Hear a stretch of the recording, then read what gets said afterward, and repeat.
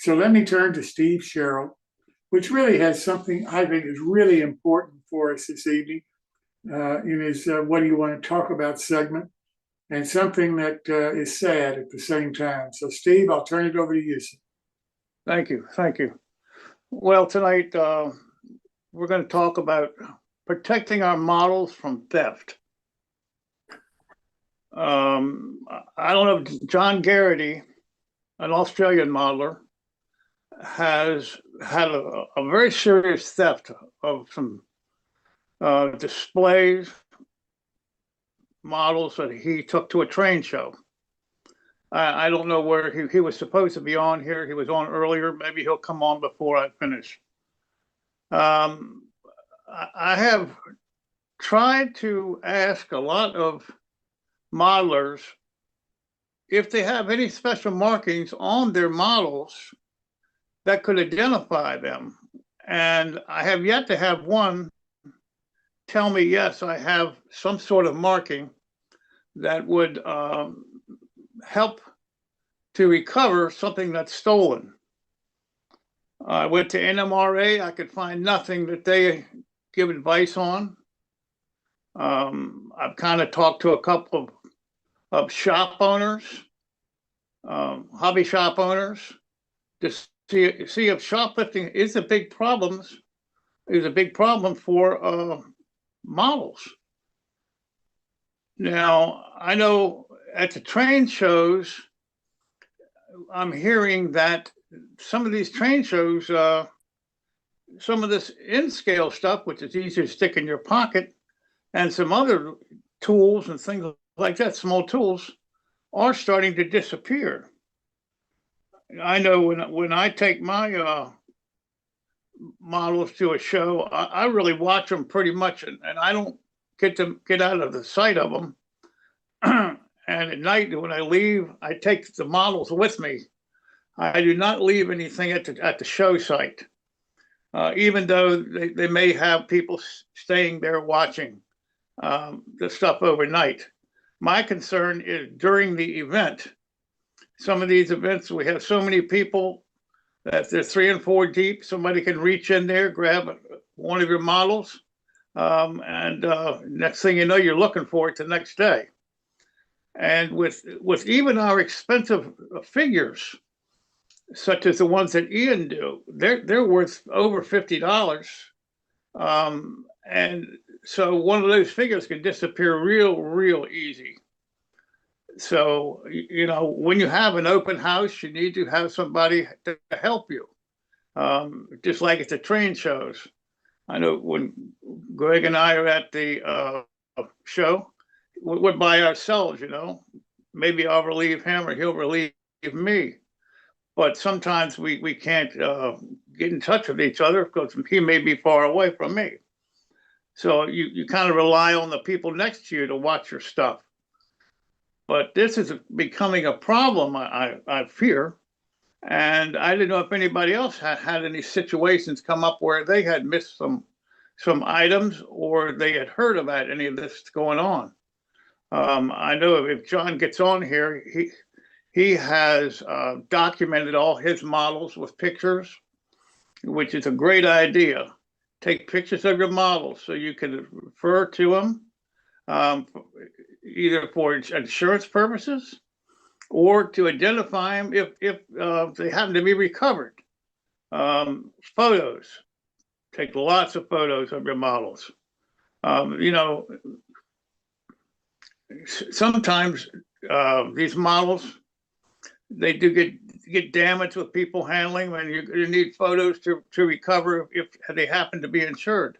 Now, I have heard that some of the expensive half-inch models, which are worth $8,000 or $10,000, there will be some markings under the models and inside the models, just in case, you know, they happen to disappear. Hey, Steve? Yes. On expensive locomotives or things of relative high value, there's a device called an Apple AirTag.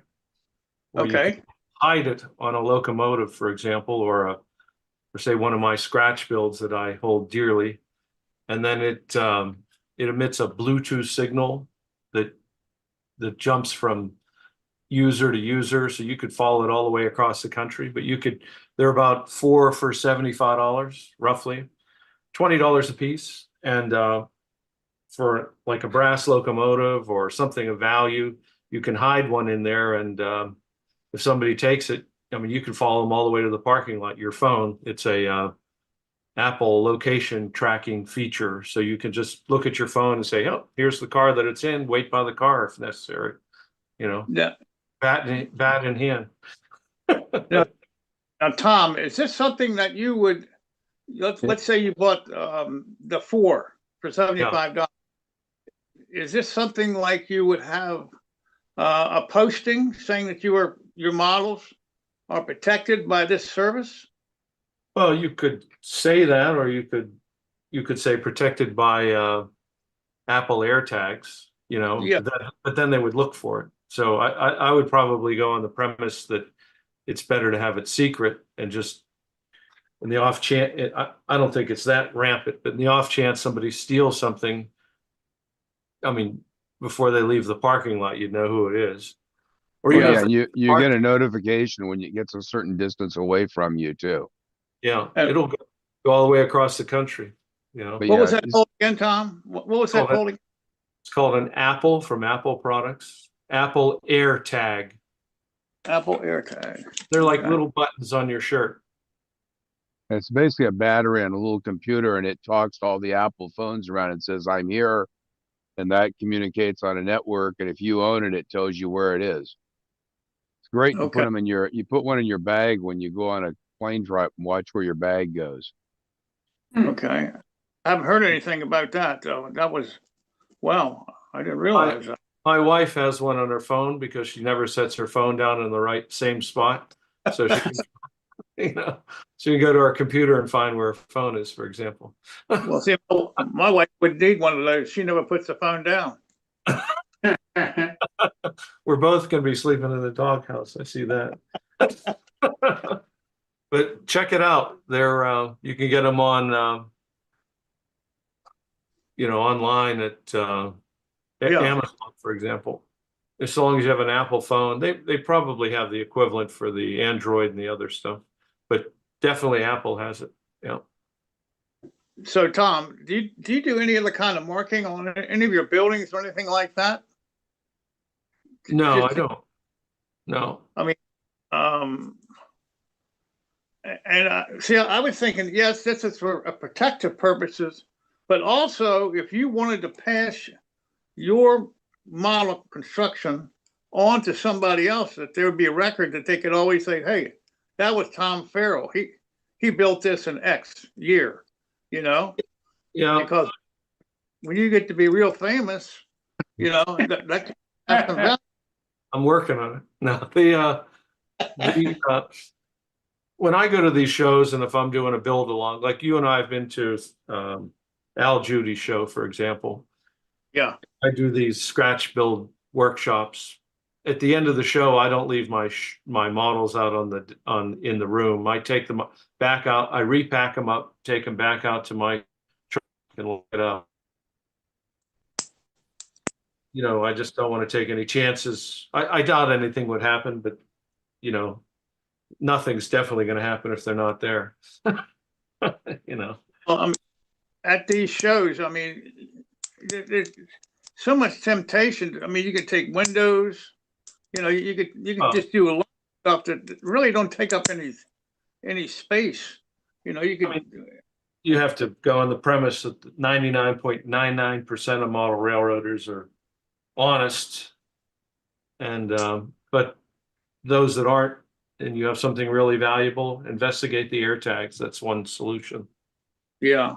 I mean, it's better than anything, because you can, like Phil says, follow them all the way to California from Harrisburg if you wanted to. Wow.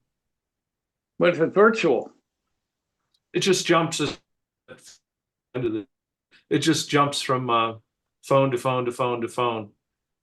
Yeah. God. Well, I hadn't seen that. You don't have one of those you could show us, do you? I don't use them. My wife uses them, but I go get one, I guess. She has them on a couple things, like her keys. Keys are great, she always forgets where she puts her keys, but they're just like, you go online, they're just a little button. They look like a button on your shirt. Yeah. Yeah. My kids gave me something. So Tom, all you'd have to do is just put it on the inside of, say, a brass locomotive somewhere. Put it You in the don't- tender, turn it on, and off you go, So you don't have batteries, there's no wiring or anything, you just put it in there. Yeah, just stick it on. I mean, the battery doesn't last forever, but it lasts a long time. Yeah, Okay. there you go. I'll be Wow. done. I've never heard of them either. No. You don't see John on here now, do you? Was that you, You see Phil? John- Had that up? Yeah. Steve, the real danger is modular groups that go to shows, or manufacturers such as Conowingo Models, Rail Scale, companies like that have a lot of kits Yeah. out on a table. Some of the vendors that go to Timonium, there'll be a husband and wife, or there'll be a couple people that are working the table, and they can always keep an eye on. But I know some manufacturers that they're the only one there, and when they have to run to the bathroom or go get something to eat, they ask someone else to watch their table. But as you say, someone else can be busy because they're serving their own customers. And I have heard of manufacturers, when they're finished with the show, their inventory and receipts don't necessarily match up. It's rare, but I've heard of it happening. And something like that, if you're a manufacturer and you have 50 kits that are in boxes out on your table, there's no way you could, monitor those with air tags or anything like that. You just have to keep an eye on it. What you could do, Greg, is, like, I have a home security system called Blink. Mm-hmm. For like $20, you can get an internet camera. It's portable. I could take it to Harrisburg, set up 2 cameras on my bench top, and then or put them up high and stick them on the wall or whatever, and just record the whole 2 days of the show. And you could, for less than $100, you could have your air tags and your internet cameras, and you'd have your own security system there. I mean, You could.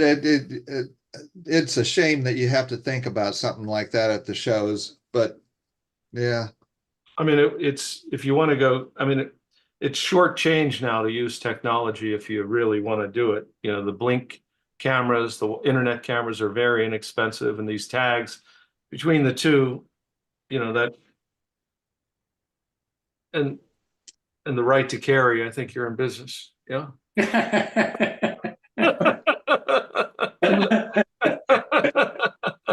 Yeah, we don't have this problem in West Virginia. or in Indiana.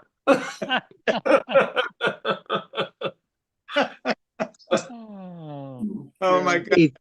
Steve, it's Gary here. Yeah, Gary. My buddy and I, we've been to a lot of train shows where we're selling. And I would say over the 30 years of selling railroad stuff, I've had maybe 1 or 2 thefts. Yeah. And they were very minor. Now, you all know that I do a lot of Jordan kits. Well, each one of my Jordan kits have a personal thing that I do to each one. It's the same. Uh-huh. I'm not going to tell you what it is, but if one of my kits were to be taken and I spotted the gentleman and walked over, I could identify that kit. Okay. Well, that's kind of where I was heading, is, was trying to see if anybody is marking their rolling stock or anything like that. If you have an open house, boy, on my railroad, there's no way I can see the entire railroad. It just goes into too many different areas. So, I wouldn't know if you got 80 cars, how would you know if one is missing? You probably wouldn't. Or one engine after you got 45. I mean, Yeah, I mean, you wouldn't know a engine or a car was missing until you go to look for it. And that right. could be months and months later. Yes, that's absolutely true. I mean, So I think we need to be very careful to partition this discussion into different topics. There's one topic which is around theft, retail theft at train shows. And I mean, I think that's an issue just like retail theft everywhere. It's a fundamental question, and I don't know, we want to try to get a lot of detail into that. The second is, and I think this may have been where John Garrity's issue was, when we set up modulars at a train show, there's a lot of equipment and stuff that gets left on those modular layouts. And I think that was maybe what happened to him, was he's had stuff lost like that, because that's another issue. And I know there was a modular group back east that had some vandalism. Somebody broke in and basically smashed up everything. And so I think that's a second area kind of concern. And then, the third area is somebody going to just steal something off of a modular layout or from an open house. And I think the thing about the open house is it's fundamentally different. Is most times when you do an open house, it's not publicly announced. It's limited to model railroaders. Right. So I think that's that makes that a much safer. So if you look at this in terms of safety, I mean, when you leave your equipment at a train show, there's an expectation they're going to have a security guard. When you're a retail person, you have, regardless of what you're selling, you have to have the assumption that there are some percentage of the population that will decide on a 5-figure discount if they can.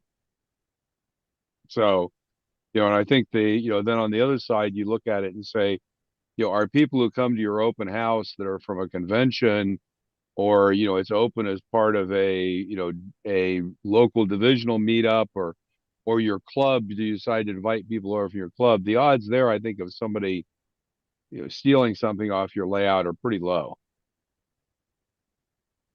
So now when you put them open to the public, the general public, then that becomes more of a concern.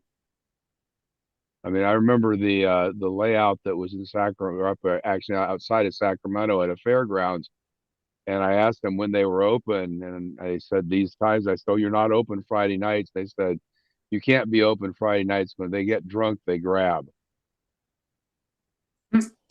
And their layout was basically, it was at 42 inches, and there was no barrier for the public, and so people would start grabbing stuff. So, that's as much of a problem as, in some ways, as theft sometimes. Anyway, I think it's really interesting. You got to kind of think about it, because I think the risks are very different for those things. If you're in retail and you're a retail shop at a train show, you have all the general issues with retail, how you set your shop up, how visible stuff is, whether you can see stuff. All those things are just general retail concerns, I think, today. And quite frankly, when I don't know, I was probably 15, 16 years old and went to work at JCPenney, it was a concern at JCPenney because there was a back door, and people would you'd see products that people moved over close to the back door so they can grab them and run out the back door. And that wasn't a few years ago between us. That was a lot of years ago. So this has always been a problem for retail. It's just the magnitude, I think, has changed a bit. Let me ask you all a question. What about the insurance? For example, the NMRA has policies and so forth that you can buy. How do they play into this? Well, you can add it on to your house. Most home insurance policies have when you do your house, it has an automatic coverage of something like $1,000 or something like this. You know, I know when I had my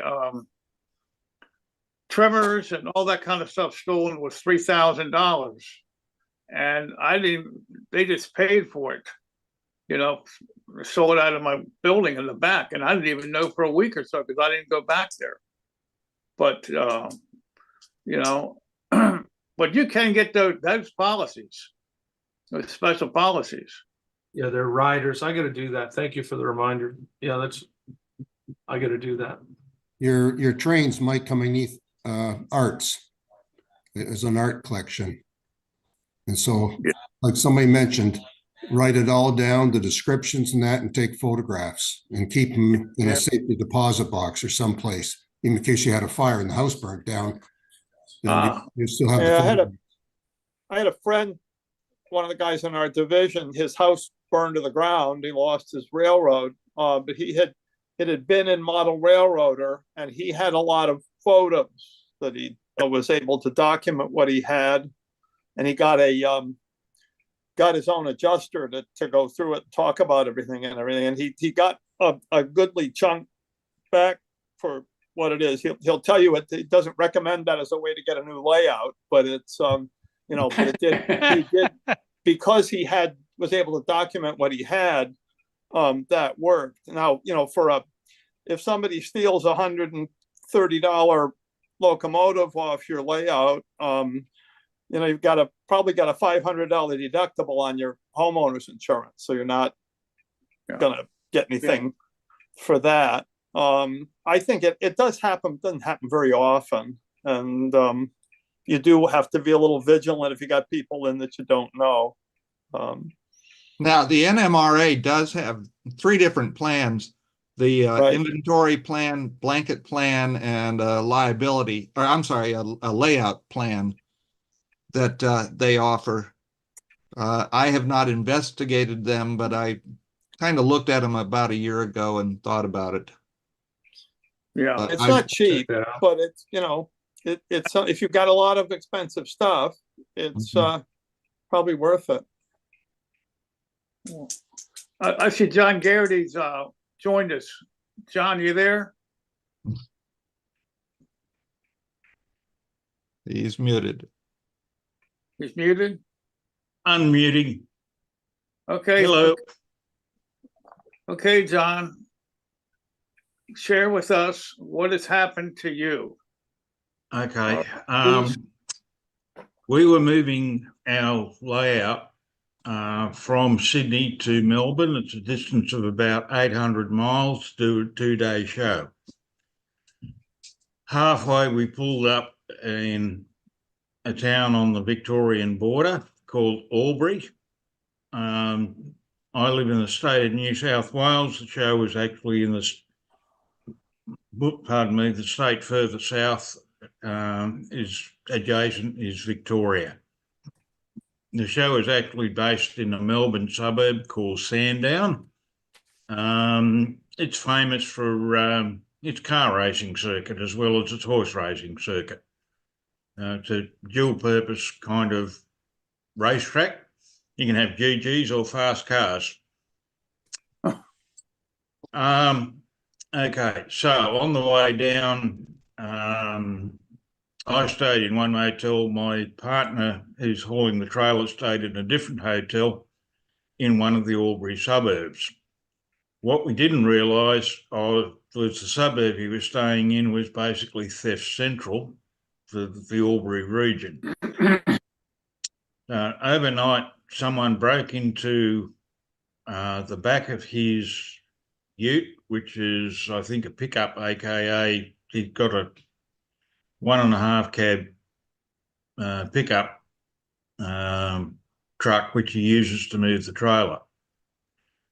The tarps on the trailer were undisturbed, but they managed to defeat the locking mechanism and get into the tonneau cover without slashing the thing. Now, I think we're up against a Tarzan rather than someone who doesn't have much in the arm strength department. They broke in, grabbed 3 hard cases, but in those 3 hard cases, they're only small. They're only kind of yay by about yay thick, was all our narrow gauge rolling stock. So we've lost something like probably 8 different locomotives and over 60 odd variations of stuff that goes behind those locomotives that ran at the mine.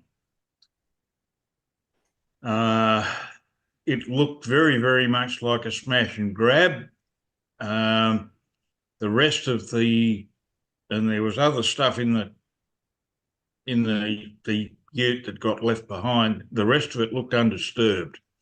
We're betting that this guy had just started to toss the car over when he got disturbed. Someone's walked out or done something, turned on, hit a burglar alarm on their car, done something, and it spooked the guy. We're assuming it's a guy. It may well have been a female. We don't know who got this stuff. Now, one of 2 things has happened. This guy probably thought he was getting some type of camera gear or tools or something like that could be easily fenced. What he actually got was a collection of narrow gauge railway equipment that was very, very unique. So one of 2 things has happened. This guy suddenly dawned on him, oh shit, I can't fence this stuff. Sorry, I'll rephrase the language. So I'll bin it. If he's binned it, it hasn't surfaced. So my feeling is it may well be landfill in the Albury tip by now.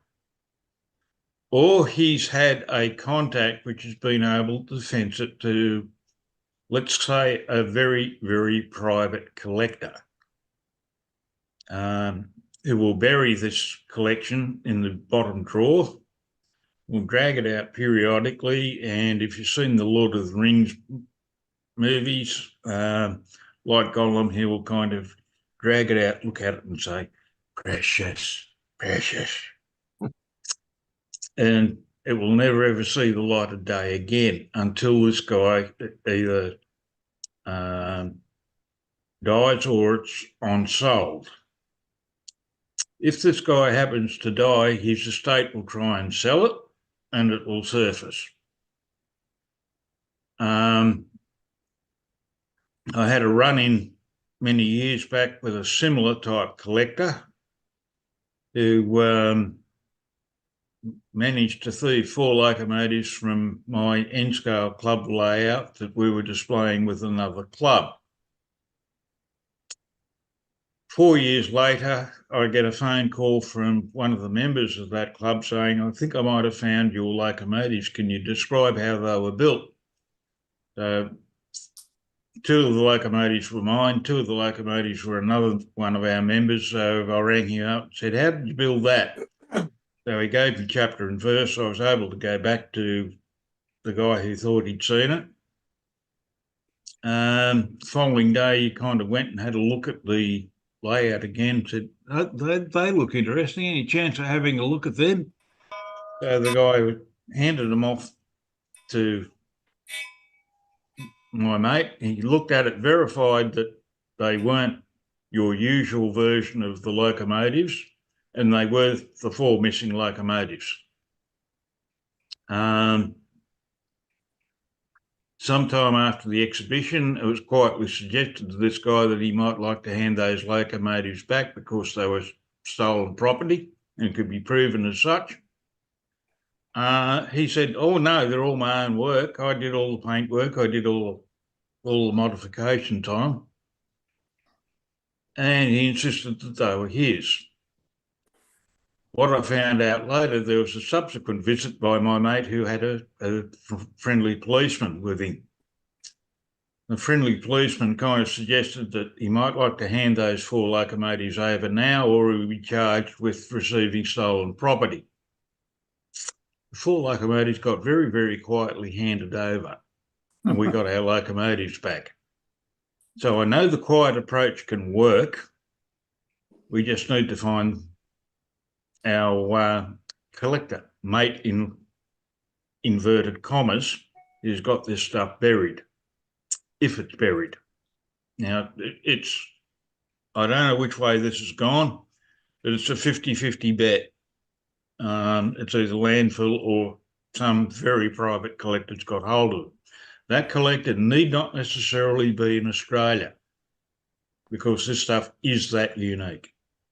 So what I'd like to do, if Steve's okay, I'll show you a quick video of the actual mine that we're modelling. Then I'll show you another quick video of our layout on display last May with this rolling stock on it. Then I'll go through a post on another forum where I'll step you through each of the bits that have gone missing, so you've got some idea of what's gone missing. That's the plan. You okay with that, Steve and Jim? Sure. Go ahead. Okay. Absolutely. Let's see whether I can get this share business to work. Okay, screen now.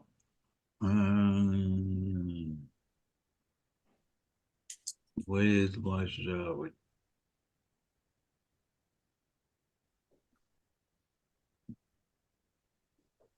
Hang on, I need to do this and this.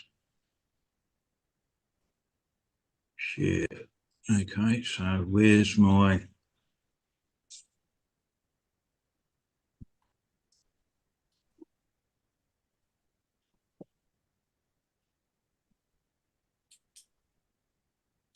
Hang on.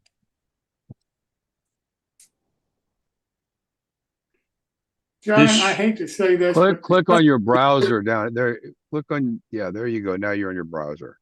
Okay, right. This is the video of the actual colliery.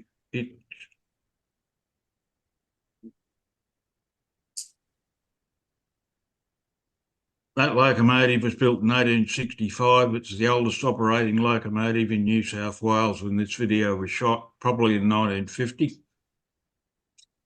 This is standard gauge. I'll skip it forward to the incline. This is the incline. One track's always heavy with loads going down. The other track is light with loads coming up. This is the train. Hang on, back it up. This is one of the trains that ran from the mine. This is Burra. It was built in 1924. It's 100 years old this year. The celebrations are in November.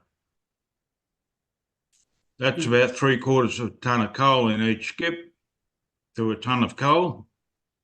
This is the empty train going back to the mine. That's what we're trying to replicate. I'll stop this one here and I'll show you the other clip, hopefully.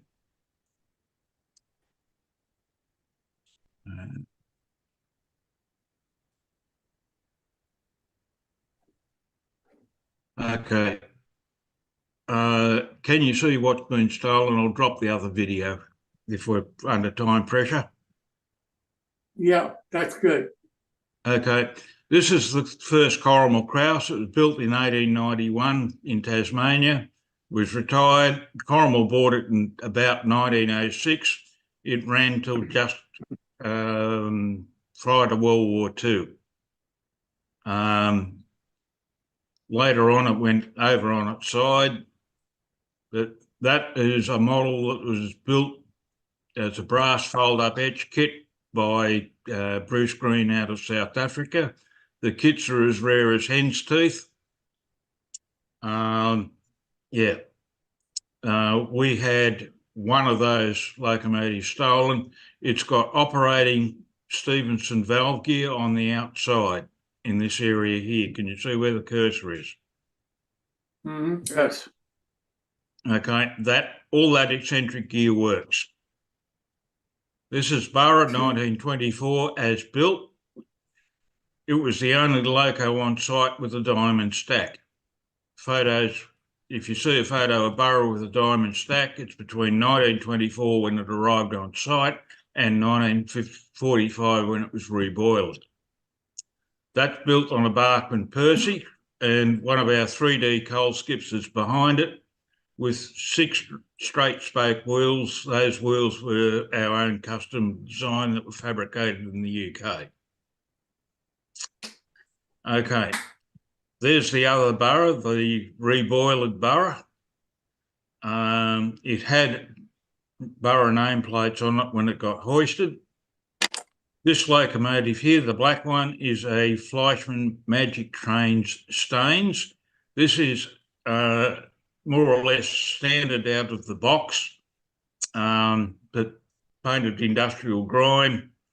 And yeah, we lost one of them. This is it on the way back to the mine, towing empty skips on the layout. This is what we call Little Bat. It's an ON3 Grant Line unpowered locomotive kit. We've powered these locomotives with different chassis underneath so that they are operational. This skip is towing a range of different skips. Some of our skips were cast resin body like this one.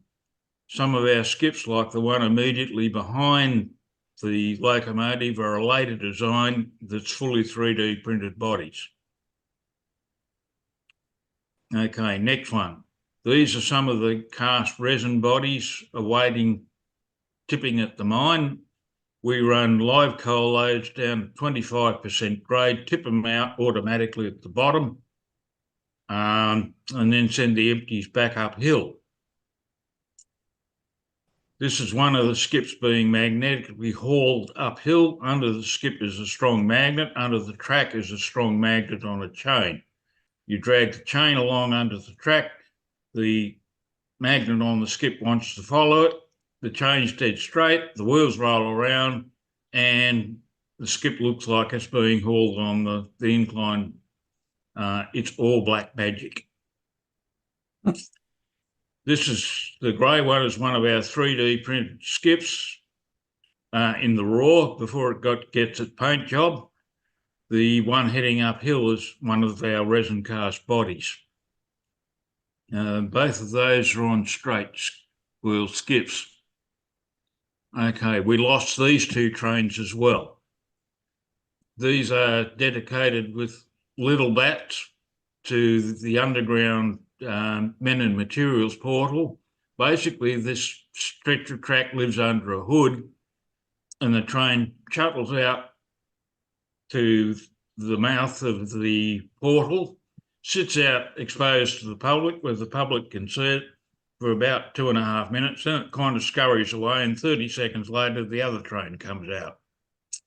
So what we're looking at here is 3D printed chorus wagons supplied out of the UK, but modified by me to fit the seats. These had miners fitted to them when they got hoisted. That's another one of our 3D printed skips. Our supply train is 2 skip wagons and an oil drum wagon. They're based on the same chassis as what's under the coal skip. We lost that train as well. This is the other later Burra and what I call Big Bat, which is my bogie electric, large battery electric locomotive. It's built on a Barkman 45-ton mech. If you lift the battery boxes, the green cast metal noses for the 45-ton GE are hidden under the battery boxes. It's got a centralised cab with a central driver, and that's Big Bat. And that's a quick summary of what we've lost. Hey, John, Yep. have you thought about sending a letter to the place that you stayed where it was stolen and see if they would? They're all across it. The Okay. outfit where we stayed are across it. The 2 local police forces are across it.